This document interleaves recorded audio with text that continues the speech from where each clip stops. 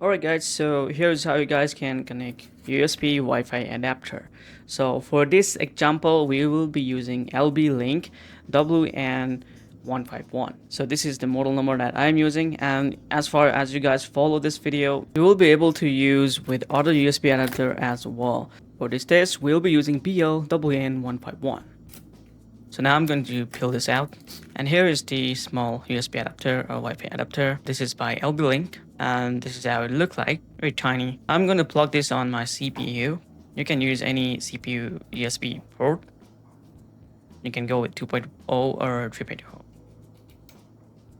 So here's how you can plug this. Just switch that. Once plugged in, click on network icon and use it to Wi-Fi. As soon as you plug this in, because Windows itself will download the driver for your adapter. If it doesn't install drivers automatically, you will need to manually install this. So check back to your Wi-Fi card paper and you will see download the driver option there. So go to that link and you should be redirected to this website or some specific website that your Wi-Fi card have provided to you. So in my case, this is the LB-Link website, and you need to search here your model number. So my model number here is BL151.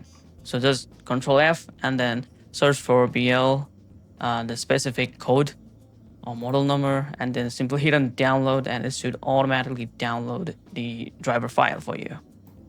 So click and save, and now it's gonna download the driver for you. So once completed, open this file. Since this driver file is on zip, I will need to extract this first. So I'm just going to extract this on my desktop. So drag and drop on desktop and open up the folder. Then execute this file just by double clicking. Then click on yes, then hit on install. Once completed, make sure to restart and then check your network again. And it should show the Wi-Fi this time. So I hope this video helps you out on installing your USB Wi-Fi card and probably working this. So you can see that I am connecting to the network right now and it's completely fine. So yeah, it's working completely, like good. So let's test the speed test as well. Well, that's a pretty decent speed for Wi-Fi card.